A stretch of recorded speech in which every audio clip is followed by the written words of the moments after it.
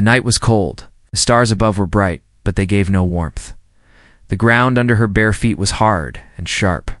Her thin arms held a small baby, wrapped in an old piece of cloth. The baby cried softly, his tiny hands shaking from the cold. The girl, no older than 20, stood at the edge of her alien clan's territory. Behind her, the great stone gates were already closing. No one looked back. No one cared.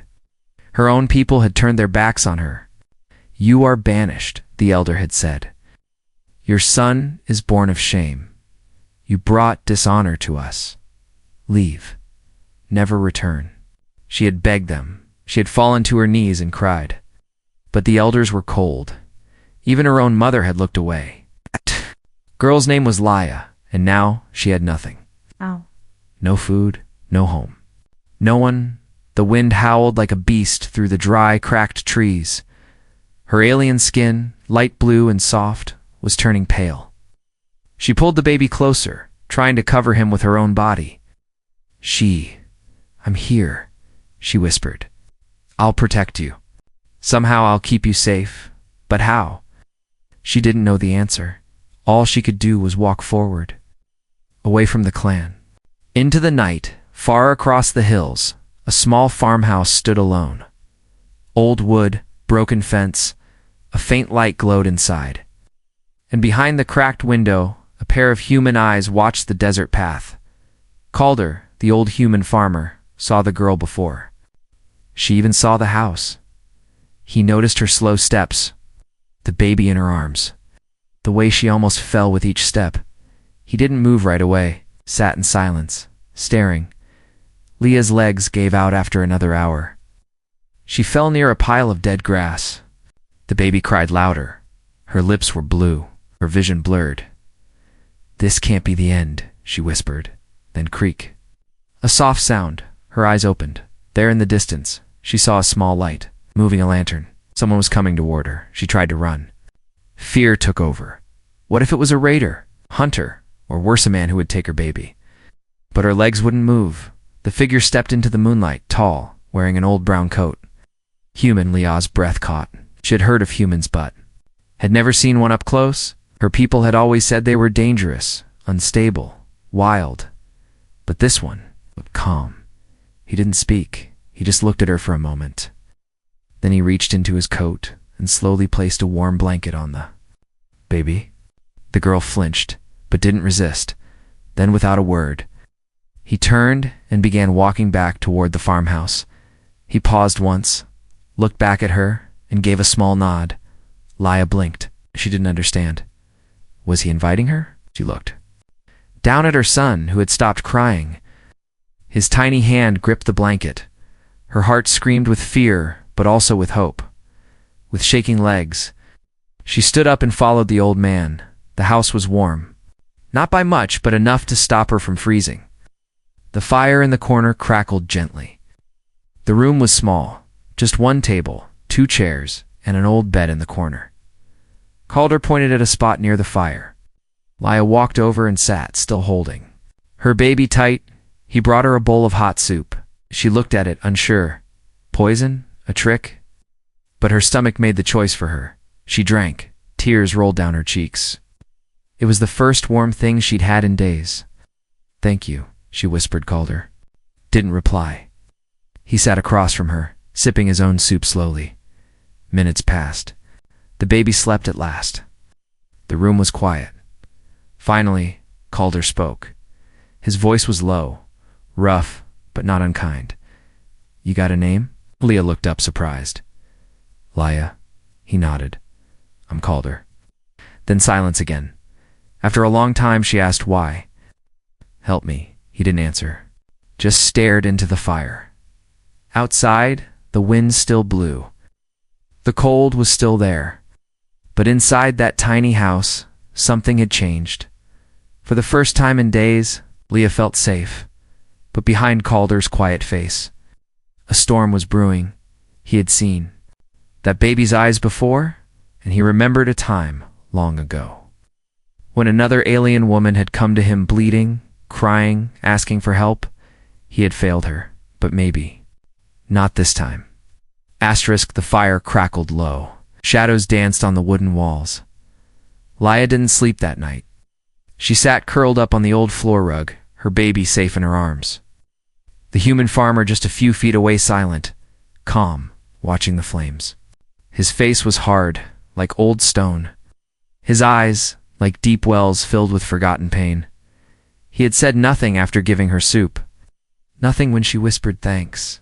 Not a word when she laid her baby near the warm fire. She thought maybe he would ask questions. Where did you come from? Who is the child's father? Why are you alone? But he never asked, and that made her even more nervous. Morning came like a soft whisper. The storm winds had passed, but inside Leah, the fear still remained. She sat up quickly when she heard the door creak. Calder, the old human, stepped outside without a word. She thought maybe he was leaving her there. Maybe he had changed his mind, but then she saw it through. The window. He was chopping wood. Slow. Strong. Focused. Like he did it every morning. After a while, he came back in. Dropped a pile of logs near the fire. Looked at her. You staying another day? He asked, voice low and rough. Leah blinked. Yeah, I don't want to be a burden. You already are, he said flatly. Her heart skipped. She didn't know why, but something in his tone felt oddly kind. Not soft, but not cruel either. She nodded slowly. Yes, please. He nodded once. Then you work. That day Leah learned the human's rules. They were strange, but simple. Rule 1. No stepping outside after dark, ever. Rule 2. Don't open the cellar door. Rule 3. Never touch the small box on the top shelf in the kitchen. Rule 4. Speak only when necessary. Rule 5. The baby comes first. Always. She thought it was odd, especially the cellar part, but she didn't argue. She cleaned the floor, washed dishes, changed her baby's wrappings, and when Calder handed her strange seeds, she followed him outside and planted them in the dirt. It was the first time she touched living soil, as the sun dipped behind the hills. Calder walked to the edge of the old wooden fence. He stood there. For a long time, staring into the desert beyond, Leah followed carefully. Holding her baby close, she saw what he was watching. Far away, almost hidden by the tall grass, stood the burned remains of a crashed ship. Rusted, half-buried, long forgotten. Yours? She asked quietly. No, Calder said. Enemy. He didn't answer. Just stared. After a long pause, he said that ship belonged to someone who once mattered to me. His voice sounded different. Now, softer, like it carried a weight. Leah didn't ask more. She felt it wasn't her place, but her eyes drifted to the small wooden post near the ship. There was something tied to it, a blue ribbon. Her heart dropped. Alien blue, just like hers. Back inside, she cleaned the plates in silence, while Calder fixed a loose beam on the ceiling. Her baby slept near the fire again. She glanced up at the shelf in the kitchen. That strange box. Small, silver, covered in dust. Why was it forbidden? Before she could stop herself, her hand reached out. Don't. His voice was calm but sharp like a blade. Leah froze. Calder didn't even look her way. Kept hammering the beam, eyes forward. That box stays closed, he said, until the stars fall again. She didn't understand the meaning, but she backed away, silently, ashamed. That night, as she lay beside her son, she whispered to him, He's strange. This human, but he saved us. And maybe, she stopped. She couldn't say it yet, but somewhere deep in her heart, a small warmth grew, not because of the fire, but because for the first time in her life, something had protected her. Without asking for anything in return, outside the farmhouse, Calder stood again near the fence, rifle on his back. His eyes scanned the dark hills. He knew someone would come. The clan wouldn't let the girl go, so Isley not with that child. And if they did come, they'd find out soon enough. He wasn't just a farmer. Not anymore. The house creaked at night, not from wind, not from weather, but from something else. Something that moved below the floorboards. Leah had heard it twice now. The first time, She thought it was just her imagination. The second time, she was sure. It wasn't just rats or old wood. It was too slow, too heavy, like footsteps. Days passed in quiet rhythm. Calder said little, but he worked hard from sunrise to sunset. And now, Leah worked too. She repaired old fences. She cleaned tools she didn't understand. She boiled strange roots that tasted bitter, but filled the belly. The baby whom she had named Eris was growing stronger each day. Sometimes Calder would stop working and just stare at the child. His face didn't change, but his eyes did. For a moment they softened, then hardened again like stone. Leah saw it. She just didn't know what it meant. One day, after sweeping the front porch, Leah stepped inside and saw Calder cleaning a long metal object on the table. It gleamed under the sunlight. It was a gun, but not one she recognized. Sleek, old, alien in design. She froze. Calder looked up slowly. "You ever see one like this?" Yeah, she shook her head. "Didn't think so," he muttered. Then almost. Like he was speaking to the gun, he added, "They don't make him like this anymore." Leah wanted to ask who they were, but something told her not to. That night, the house felt colder. Calder handed her an extra blanket without a word. "You'll hear sounds tonight," he said quietly. "Don't get up. Don't open doors. Just hold your boy and wait till morning." She swallowed hard. "What kind of sounds?" He looked at her for a long moment, then simply said, "Old ones." The sun went down faster than usual. Leah sat near the fire, holding Eris close. The baby was calm, but she wasn't. Outside, the wind stopped. Not even the trees moved, and then it came, a low scratching sound. Under the floor, it dragged slowly, like claws on old wood, then stopped, then dragged again. Leah's skin turned cold. Her body didn't move. Her heart pounded like thunder in her chest. She looked at the cellar door. There was a soft tap, and another. Something was under them. Eris stirred in her arms, then let out a small whimper. Leah rocked him gently, whispering in a trembling voice, "It's okay, it's okay." But deep inside, she knew it wasn't. The noise stopped just before dawn. When the first rays of light touched the windows, Calder came in from outside. He looked at Leah. She looked pale. Her eyes were red from no sleep. He didn't ask. He just gave her a nod. "You followed the rules," he said. "Good." Leah finally asked the question that had burned inside her for days. "What's in the cellar?" Calder didn't blink. Memories. Memories of what? Of war. Later that day, Leah saw him bury something out back. She peeked from the window. It was small, wrapped in cloth. Heavy. When Calder came back inside, she asked, "What did you bury?" He wiped his hands, then looked her in the eye. "Bones," he said. Her breath caught. "Of what?" He stared at her, long and hard. "Things I used to believe in." That evening she cooked dinner, just simple boiled roots and dried fungus, while she stirred the pot. She saw it again, the small silver box on the kitchen shelf. It called to her in a strange way. It felt important. She reached up. Her fingers were just inches away. "Don't." Calder's voice struck like a knife. Leah spun around. He was standing behind her. "You open that box," he said, "and the stars will cry again." She pulled her hand back, but the name on the box, she had seen it for a moment. It was written in faded human letters, "To my daughter, if I don't return." That night, after Eris fell asleep, Leah sat near the fire alone. Calder had gone to bed early. His rifle was resting beside him. It's always near. She looked around the quiet room. The strange rules, the noises, the locked box, the burned ship in the... Feel this was no ordinary farmer. This was a man hiding from something or someone. And the house wasn't just old. It was a graveyard of secrets. Leah closed her eyes, whispering to her sleeping son, "I don't know who he really is. But he's all we have now." She didn't know that Calder, even in sleep, kept one ear open.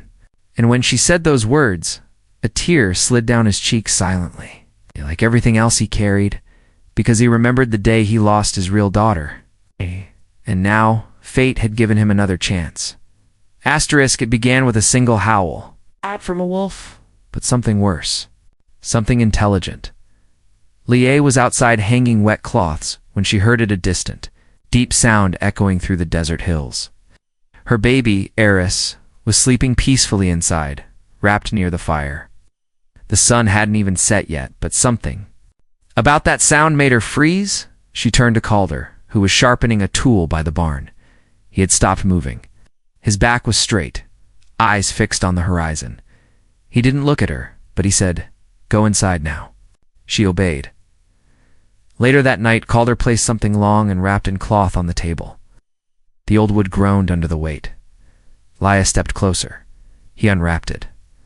A plasma rifle, black, scarred, and heavy. The kind only seen in war zones. And forbidden stories. "I can't use that," she whispered. Calder's eyes locked with hers. "You'll learn tomorrow." At sunrise, the lessons began. Out in the backfield, with the sun burning down, Calder handed her the rifle. "First rule," he said. "It's not just a weapon. It's a promise." "A promise?" He nodded. "You point this at something you're saying you're ready to protect or destroy, and there's no taking that back?" Leah hesitated. Her hands trembled. But when she remembered the howl, when she remembered the look in Calder's eyes, she gripped it tight. "For Eris," she whispered. Calder didn't smile. But he gave a nod, and that was enough. The first shot nearly threw her backwards. The rifle kicked like a beast. Her shoulder stung. But the blast hit the practice stump straight in the center, burning it black. Calder stepped beside her. "Not bad." They trained every day after that, morning and night. She learned to reload with one hand, to fire from behind cover, to recognize different sounds, animal, machine, and man. She was no longer the scared girl who had begged for mercy outside her clan's gates. Now her arms were stronger, her eyes sharper, and her fear was still there, but now it had a weapon. One evening after training, they sat on the porch while Eris napped inside. Leah was wiping sweat from her brow when she finally asked the question. "You used to be a soldier, didn't you?" Calder didn't answer right away. Instead, he took out an old ring from his pocket. Simple, silver, small. "I was more than a soldier," he said. "I was a weapon." He stared out at the hills, his voice dry. "They used to call me Ghost of Talon's Reach, sent me where even machines wouldn't go. I did things I don't want your boy to ever see." Leah sat silently. Then she asked, "So why this? Why a farm in the middle of nowhere?" Calder looked at her. "Because this is the last place they'd look for a man like me." The silence didn't last. 2 nights later, lights appeared on the ridge. 3 hover bikes, loud engines. Alien flags, scouts, raiders, or worse, clan hunters. Leah saw them from the window and ran to Calder. He was already pulling gear from under the bed. "They've come for him," he said, calm as always. Leah's heart sank. Eris nodded. "But they want the child. Maybe for his blood, maybe for power. Doesn't matter." She held her baby tighter. "We can run, no," Calder said. "Running means they chase you forever. Tonight, we make a stand." He handed her the plasma rifle. "You remember?" "The rules?" he asked. She nodded. "It's not just a weapon. It's a promise." Calder finally smiled, just a little. Then he stepped out into the darkness. The raiders weren't expecting a fight. They thought it'd be easy one, old man, one weak girl. They were wrong. Calder's first shot hit the front bike, making it explode in flames. The second, one blew out a searchlight. The desert turned red with fire. Leah hid behind the fence, breathing hard. Calder gave the signal now. She stepped out, aimed carefully like he taught her, fired. Her blast struck a raider in the leg, screamed, and dropped. Another turned his weapon toward her, but Calder tackled him from the side. In minutes it was over, 2 raiders dead. One ran off into the night. The fire from the bikes lit the fields like sunrise. Leah held her baby close and looked at Calder. His coat was torn, his hands were bleeding, but he stood tall, rifle still in hand, she whispered. You protected us. He looked at her with tired eyes and said, You did too. That night, as the fire died down, Calder placed the silver ring on the table. He didn't say anything. But Leah understood. She had earned something that day. Not just skill, but trust. And in Calder's world, that was rarer than safety. The message came with blood, a torn piece of cloth, broken pendant, and a whisper from a dying raider. They know where the boy is now. Leah stared at the symbol stitched into the cloth. She knew it well. It was the mark of her former clantha. Same people who threw her out under the cold stars, who left her to die with her newborn in her arms. Now they wanted her son back, but not for love, not to say sorry. They wanted him for power. Calder stared at the cloth in silence. His jaw tightened. He reached under the floorboards and pulled out a small metal box. Liao recognized it was the same one he had warned her never to touch. This time, he opened it. Inside was a medallion. Burned, old human military. He handed it to her. This means war, he said. Leah's hands trembled as she held it. Why now? Because the raiders that came weren't just scavengers, Calder replied. They were sent to test the water, to see if we'd fight back, and we did. He nodded. Now the clan will come themselves. Days passed. Tension rose. Like heat before a storm, Calder fortified the house, reinforced the windows, buried old landmines around the property, painted old sigils only soldiers would recognize on the doors. Leah trained harder than ever. No more fear in her eyes, only fire. But in the middle of all this, Eris laughed for the first time. It was a pure sound, bright, innocent. Leah froze, then smiled, tears filling her eyes. Calder looked up from where he was setting traps and said, softly, that laugh. That's what they're afraid of. Leah blinked. What do you mean? They know that boy is special? And that you're raising him with love. It's a threat to their control. The clan came 3 nights later. No hiding, no stealth. 6 armored carriers hovered just beyond the fence. Leah stepped outside first, holding Eris on her hip and a plasma pistol at her waist. A tall woman stepped forward, dressed in regal robes, her face sharp and proud. It was Elder Velra, Leah's mother. You will return the child, the elder said coldly. He carries the bloodline of the High Line. He belongs to the clan. Leah's voice did not shake. I carried him when no one else helped me. I fed him when you left us to starve. He belongs with me. Wrong, the elder said. To the stars, to tradition, to prophecy. Then she raised her hand. Behind her, a line of soldiers stepped forward. Weapons drawn. That's when Calder walked out. He wore his old armor, now patched and scorched from wars long forgotten. A scarred rifle rested on his back. Her heavy revolver hung at his side. He stopped next to Leah, silent. One of the alien soldiers recognized him and dropped his weapon. Tough. That's the Reaper. A Vexanine. Others began whispering. Fear crept into their eyes. Velvra hissed. You let a human protect you? You shame us again. Leah's voice rose.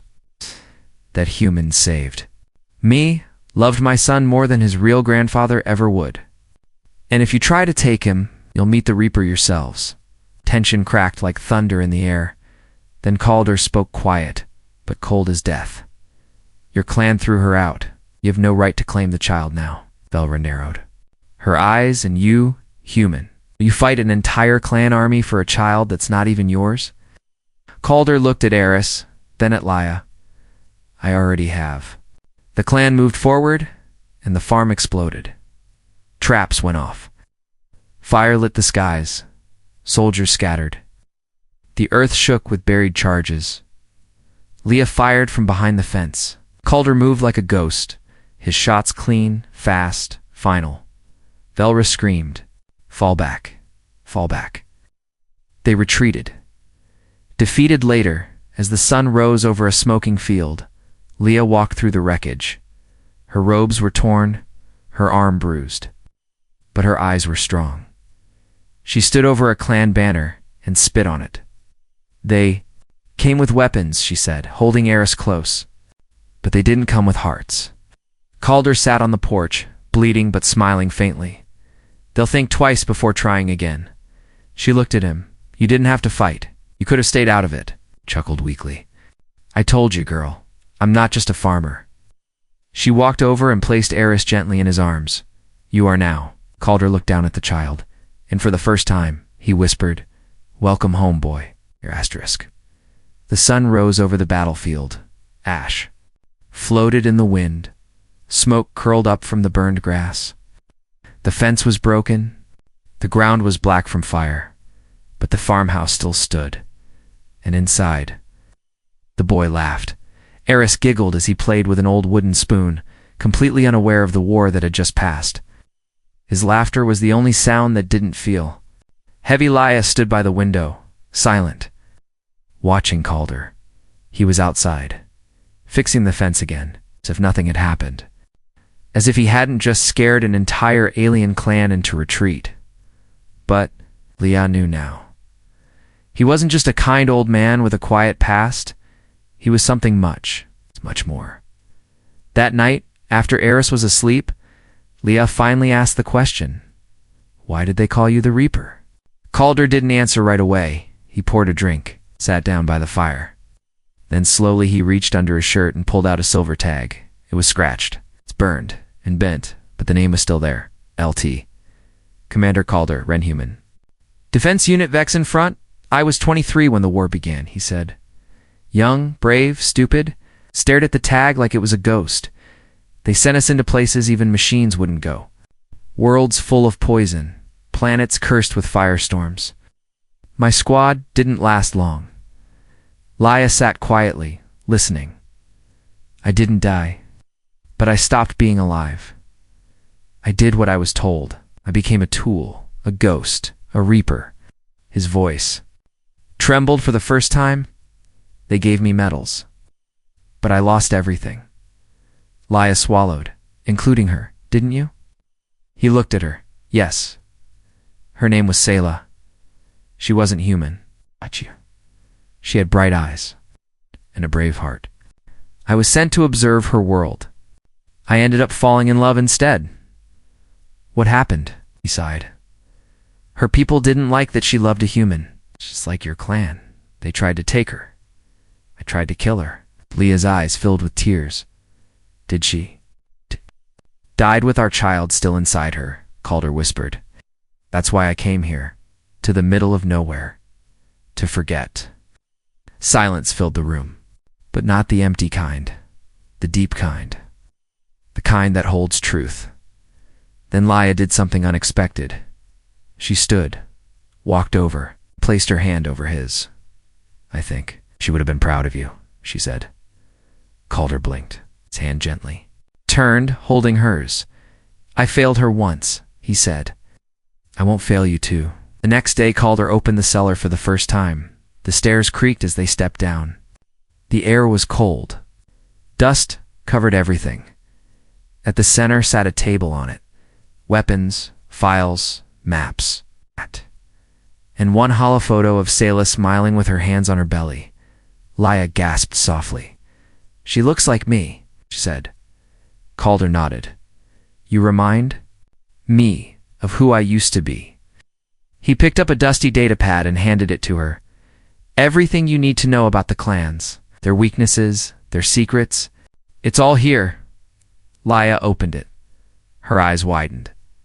This could destroy them. Or save others like you, Calder said. If you choose. That evening, Leah sat outside with Eris in her lap.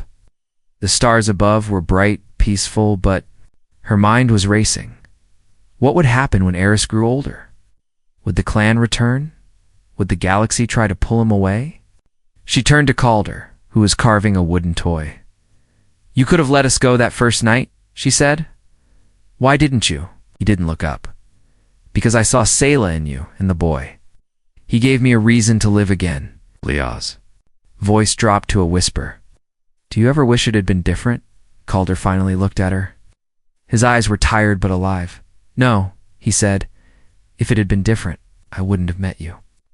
A soft wind blew across the fields. Fireflies danced over the tall grass. Leah rested her head on Calder's shoulder. Eris slept soundly. For the first time since her banishment, she felt like she belonged. Not to a clan, not to a planet, but to a family. A strange one, a strong one, a human, an alien girl, and a boy who laughed even in the shadow of war, but far beyond. The hills. Someone was watching through a scope. A new threat, bigger than the clan, more dangerous than Calder's past, and it was coming for the child. The child took his first step near the same fire where he had once cried as a newborn. His chubby legs wobbled forward. One step, then another.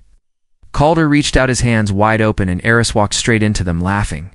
The old man laughed, to a deep rumbling sound that hadn't left his chest in years. Leah stood at the door, eyes full of tears, watching the two people who had saved her life in ways she'd never thought possible. They weren't just surviving anymore. They were living. It had been 3 years since the clan tried to take Eris. 3 years since the farmhouse turned into a battlefield. Now the land was green again. The crops grew tall. Birds nested in the trees nearby. The cellar no longer held weapons. It held books, toys, drawings made by little hands. And Calder. He had changed. He still woke before the sun, still sharpened his old tools, still kept a rifle near the back door, but his shoulders weren't. As heavy, he whistled while chopping wood. He smiled when Eris called out, "Grandpa Calder?" Leah watched this life unfold slowly, day by day. Like a dream she was afraid to wake from. One evening, while sorting through old supplies in the attic, she found a dusty box. Inside, wrapped in a faded scarf, was the silver music device Calder had once forbidden her to touch. She sat by the fire and opened it. A soft melody filled the house. It was human but mixed with alien tones. A love song. One she didn't understand, but felt deep inside. Calder stepped into the room, froze, and smiled faintly. "I recorded that with Selah," he said. She added the sky notes. Played the string work. "It's beautiful," Leah whispered. He nodded. She always said music was proof that souls exist. Leah looked up. "Do you believe in souls?" Calder looked at Eris, who was drawing in the dirt with a stick. "I do now." The next morning, a letter arrived. It's delivered by drone. The seal was unfamiliar, a new galactic symbol. Not from the clans.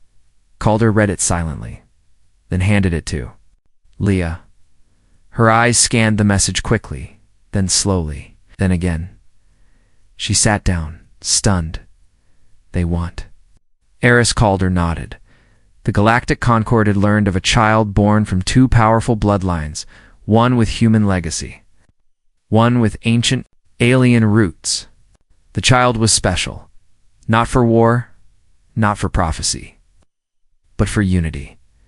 They want to offer him education, safety, a voice, a future. Leah held the paper tightly. "I'm scared," she whispered. Calder placed a hand on her shoulder. "So am I. But we don't own him. We raise him so he can choose." That night, Leah sat on the porch with Calder. The stars above shimmered like 1,000 open roads. "I used to hate humans," she said quietly. "I thought you were cold, violent, dangerous," Calder chuckled. "We are sometimes. But you showed me something different." Then, after a long pause, she added, "You became something I never thought I'd have." Calder turned to her. She looked him in the eye and said softly, "You became my father." He didn't speak, didn't move, just closed his eyes, and a tear just one slipped down his cheek. "I failed one daughter," he said. "But not this time." Leah leaned her head on his shoulder. They sat in silence. Just the crackle of the fire, just the stars above, and somewhere inside the house, Eris was singing a tune from the music box. Years later, stories were told across the galaxy, of a human farmer who once held off an alien army, of a girl who rose from banishment to become a mother and a leader, of a boy born in exile, who would later unite broken worlds. But those stories never mentioned the old farmhouse, or the small toy Calder carved for Eris, or the quiet nights filled with laughter and lullabies, because sometimes the most powerful stories are the ones told only in whispers, between a daughter and the man she chose to call father.